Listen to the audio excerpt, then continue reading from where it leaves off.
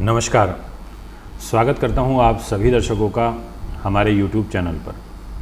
सबसे पहले तो ये स्पष्ट कर देना चाहता हूं कि सूर्य ग्रहण जो 10 जून को हो रहा है, इसका हमारे भारत में कोई प्रभाव नहीं है। भारत में लगभग अदृश्य रहेगा, ये बिल्कुल समझ लीजिए। इसलिए बिल्कुल ना तो डरने की कोई आवश्यकता है और ना ही कोई और वीडियो देखो, किसी और ज्योतिषाचार्य की देखो और उसमें एक बहुत यदि डराने वाली कोई बातें कही गई हैं तो बिल्कुल भी चिंता करने की ज़रूरत नहीं है।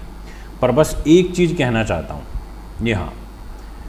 ये कहना चाहता हूँ कि 10 जून को ये बात ठीक है कि ग्रहण तो तभी लगेगा जब सूर्य चंद्रमा इकट्ठे होंगे, और सूर्य चंद्रमा राहु और बुध ये इकट्ठे रहेंगे दिनांक 10 तारीख को।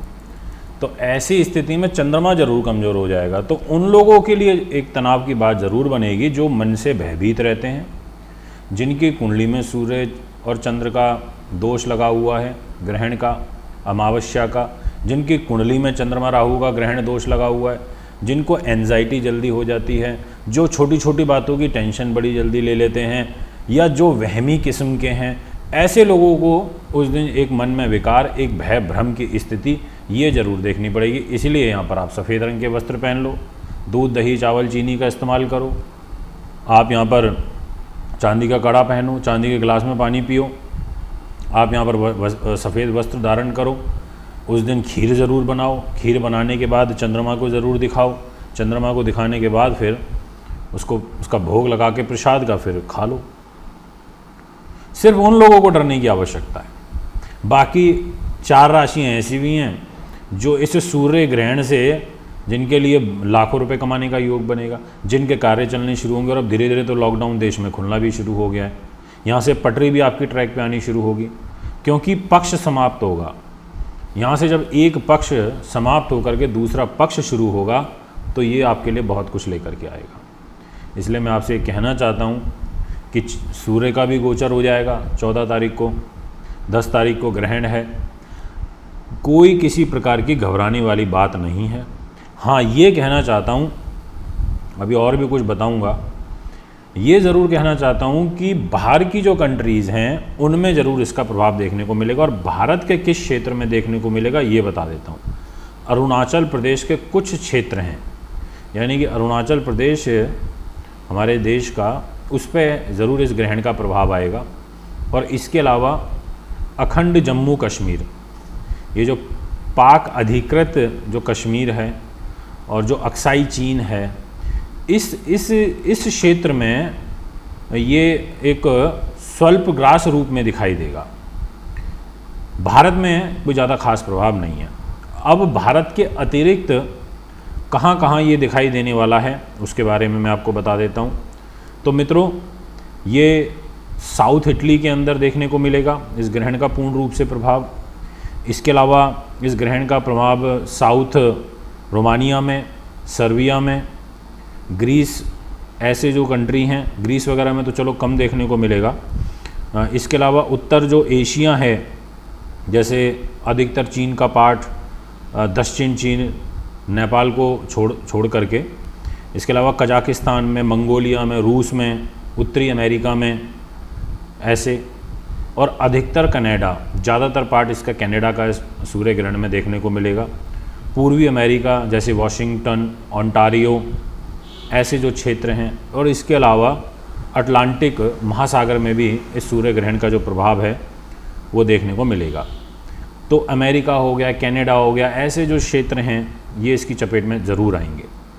मित्रों, किसी प्रकार की कोई चिंता और घबराने वाली बात नहीं है। 10 जून को ग्रहण का प्रारंभ होगा दोपहर में 1:42 पर। इसका कणकण जो है वो प्रारंभ होगा दोपहर में 3:20 पर। जो ग्रहण का मध्य काल होगा वो है मेन इंपॉर्टेंट पार्ट, जो शाम को 4:12 से शुरू होगा। और इसका फिर कणकण जो समाप्त होगा वो शाम को 5:03 पर होगा। और पूर्ण रूप से जो ग्रहण है वो रात को, यानी कि शाम को 6:41 पर समाप्त हो जाएगा सूर्यास्त के साथ ही। तो ये एक मैंने स्थिति आपको बताई, स्टार्टिंग में ही बता दिया कि आपको क्या करना चाहिए।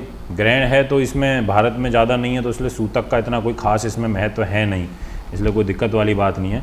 अब मैं आपसे बात करता हूँ कि वो कौन सी राशियाँ हैं जो ग्रहण वाले दिन ज़बरदस्त तरीके से गेन करने जा रही हैं, या ये कहें कि ग्रहण से जिनकी काया पलटेगी। क्योंकि विषय तो मेन मुख्य ये है, कोई मेरा ग्रहण सूर्य ग्रहण को लेकर के कोई मैं ज़्यादा चिंतित नहीं था। हाँ, अगर कुछ ज़्यादा प्रभाव होता है तो थोड़ा हमें चिंता भी होती है और हमें चीज़ों को दूसरे तरीके से बोलना पड़ता है। आइए वीडियो की शुरुआत करते हैं और आपको बताता हूँ कि इस सूर्य ग्रहण के साथ ही कौन कौन सी वो राशियाँ हैं जिनकी काया पलटने जा रही है। सबसे पहले नंबर पर बात करूँगा वृषभ की। जितने भी वृषभ के दर्शक हैं उनके लिए इस ग्रहण से ही कहीं ना कहीं, या ग्रहण से 2-4 दिन पहले या ग्रहण के दिन से उसके नेक्स्ट डे से कहीं ना कहीं आप ऐसा महसूस करना शुरू करेंगे कि थिंग्स आर चेंज। ऐसा लगेगा कि हाँ, अब चीज़ें बदल रही हैं। ऐसा लगेगा कि हाँ, कुछ कैरियर में एक स्थिरता आ रही है। ऐसा लगेगा हाँ, क्लाइंटेज बढ़ रही है, काम आना शुरू हुआ है। क्योंकि सबसे बड़ी बात है कि गुरु शुक्र, कैरियर के अंदर गुरु बैठे रहेंगे, धन के घर में शुक्र रहेंगे, और स्वयं जो सूर्य देव हैं जिनको ग्रहण लगेगा वही आपकी वृष राशि में बैठे हैं। तो आपके लिए वृष में रहेंगे, फिर 14 तारीख से मिथुन में चले जाएंगे। तो ये इनका जो गोचर रहेगा ये आपके मान सम्मान के लिए और आपके कैरियर और आपके धन लाभ के लिए बहुत सुंदर है। और इनफैक्ट धन का और आपकी राशि का एक एक्सचेंज भी होगा जो बहुत शुभ है। तो इस ग्रहण में, इस सूर्य ग्रहण से वृष राशि के जो दर्शक हैं वो चमकने शुरू होंगे, उनके कार्य की जो सिद्धि है वो और ज़्यादा होनी शुरू होगी। बट जो स्टार्टिंग में मैंने उपाय बताए वो ज़रूर करना, वो आपके लिए अनिवार्य रहेंगे। और अब मैं आपसे नेक्स्ट राशि की बात करता हूँ जिनके लिए ये ग्रहण कहीं ना कहीं काफ़ी लाभप्रद रहेगा। इस ग्रहण से आपकी और ऊर्जा बढ़ेगी, तो वो रहेगी सिंह। जितने भी जातक इस समय सिंह के मुझे सुन रहे हैं उनसे ये कहना चाहता हूँ कि आपकी तो स्वयं राशि के स्वामी यहाँ पर सूर्यदेव बन जाते हैं और कैरियर के घर में बैठे हैं, कर्म भाव में बैठे हैं। इसका मतलब कर्म की गति को मजबूत करेंगे। 10 तारीख को अनिवार्य रूप से आप को यहाँ पर विशेष रूप से जो मैंने बताया कि जो चंद्रमा वाले उपाय करने हैं वो तो हैं ही, और इसके अलावा आप सूर्य को जल जरूर चढ़ाएं उस दिन। और जो राहु हैं उसके मंत्रों का जाप करें, ओम राम राहवे नमः, वो भी आपके लिए अच्छा रहेगा। और अगर हो सके तो जैसे काले तिल हो गए या कोई उड़द की दाल हो गई, ऐसी चीज़ उस दिन आप दान भी करके आ जाएं ताकि राहु का नकारात्मक प्रभाव चंद्रमा पर ज़्यादा ना रहे। बट लाभ प्लस कैरियर, ये 2 चीज़ें आप मेरी ध्यान रखना। ये जो 2 चीज़ें मजबूत होंगी और यहीं से पैसा आना शुरू होगा। और इतना ही नहीं, बुध राहु की बहुत सुंदर युति इस कैरियर में रहेगी। और ये ग्रहण पड़ रहा है और इस ग्रहण की तारीख के समय उस दिन तक भी जो सूर्य बुध राहु हैं ये एक ही युति में रहेंगे। इसका मतलब यहाँ पर इस ग्रहण से ही आपको आशीर्वाद मिलेगा और आगे बढ़ने का। ऐसा जो ग्रह गोचर है वो यहाँ दिखाई देता है, ये मैं आपसे निश्चित तौर पर कहना चाहता हूँ। इसके अलावा आपके लिए जो दाम्पत्य सुख है वो जो स्थान होता है उसमें देवगुरु बृहस्पति बैठ करके आपके बिजनेस प्रॉफिट इनकम को, आपके बिजनेस पार्टनर से, आपके लव लाइफ को, आपके सम्मान को और आपके विल पावर को, इसको बढ़ाएंगे तो आपके लिए अच्छा रहेगा। मित्रों, इसके बाद जो नेक्स्ट राशि रहेगी जिनके लिए बहुत अच्छा रहेगा, दिनांक 10 तारीख के बाद से परिवर्तन अच्छे होंगे, वो जो राशि यहाँ पर दिखाई देती है वो तुला है। क्योंकि पहली बात तो 14 तारीख को सूर्यदेव अष्टम भाव से निकल जाएंगे, जो बहुत पॉजिटिव बात है, और आपके भाग्य के घर में आ जाएंगे। ये एक अच्छी बात होगी कि लाभ का स्वामी भाग्य में आ जाएगा। इसका मतलब भाग्योदय का योग आपके लिए ग्रहण के बाद से एक सुंदर बनता हुआ नज़र आ रहा है। दूसरा कारण इसमें मूल रूप से ये है कि आपकी राशि के स्वामी जो शुक्र हैं वो स्वयं बलवान हैं, वो स्वयं मजबूत हैं, वो भाग्य स्थान में बैठे हैं। इसका मतलब वो भी भाग्य की उन्नति करेंगे। तो इसलिए मैं आपसे यहाँ कहना चाहता हूँ। और दूसरी चीज़, किसी का यदि कोई गुप्त धन है, कोई पैसा मिल नहीं रहा है, कहीं रख के भूल गए हैं, किसी ने ले रखा है, या कोई 2 नंबर का कार्य आप करते हैं, तो ऐसे लोगों को बुध की और राहु की युति में ज़बरदस्त गेन होने का एक प्रबल योग दिखाई दे रहा है, क्योंकि अष्टम भाव में ये गोचर रहेगा। इसलिए मैं कहना चाहता हूँ जितने भी तुला के दर्शक इस समय मुझे सुन रहे हैं, आपके लिए ये स्थिति कहीं ना कहीं अच्छी रहेगी, लाभप्रद रहेगी। अब बात करता हूँ एक अंतिम राशि की, और ये जो अंतिम राशि रहेगी इसमें क्या बदलाव देखने को मिलेंगे। ये महत्वपूर्ण विषय रहेगा। तो आइए बात कर लेते हैं इस राशि के बारे में भी। ये है कुंभ। कुंभ के जितने भी जातक इस समय मुझे सुन रहे हैं, आपकी जो ग्रह गोचरीय स्थिति रहेगी इसके अनुसार इस ग्रहण से जो 10 तारीख को होगा, बहुत बड़े अभूतपूर्व परिवर्तन यहाँ देखने को मिलेंगे। क्योंकि एक तो चतुर्थ भाव और पंचम भाव का एक्सचेंज, दूसरी चीज़ सबसे बड़ी महत्वपूर्ण कि सूर्य का राशि परिवर्तन 14 तारीख से जो होगा त्रिकोण में पंचम भाव में, और इस एक और कारण कि आपके सुख साधन के घर में बुध राहु की युति है और सामने से केतु देख रहे हैं। तो ये एक आपको बेनिफिट यहाँ पर मिलता हुआ नज़र आ रहा है कि प्रॉपर्टी से रिलेटेड जो कार्य विलंब में चल रहे थे वो सॉल्व होने शुरू हो जाएंगे, और जहाँ पर जो संतान के साथ तनाव चल रहा था वो ठीक हो जाएगा, ऐसी स्थिति है। तो मित्रों, ये हैं वो 4 राशियाँ जिनके लिए एक काफ़ी प्रबल सिचुएशन यहाँ पर बनती हुई नज़र आ रही है। और एक और है पंचम, वो मैंने थंबनेल में नहीं लिखी बट फिर भी मैं बात कर लेता हूँ। ये राशि जो रहेगी वो है मीन।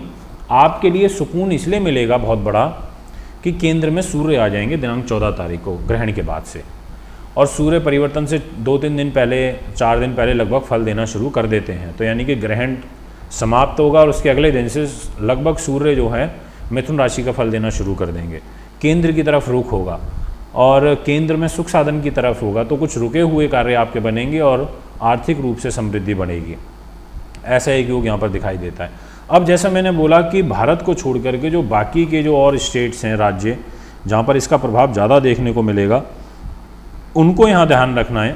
जैसे आपको घर से ज़्यादा बाहर नहीं निकालना चाहिए, घर पर रह कर के ही आप काम करें। जो बाहर के विदेशी कंट्रीज़ हैं जिनके बारे में मैंने बात करी है, आप अपने स्नान वगैरह सुबह समय से कर लें। ग्रहण काल के दौरान आपको स्नान नहीं करना चाहिए, यानी कि बाथ नहीं लेना चाहिए।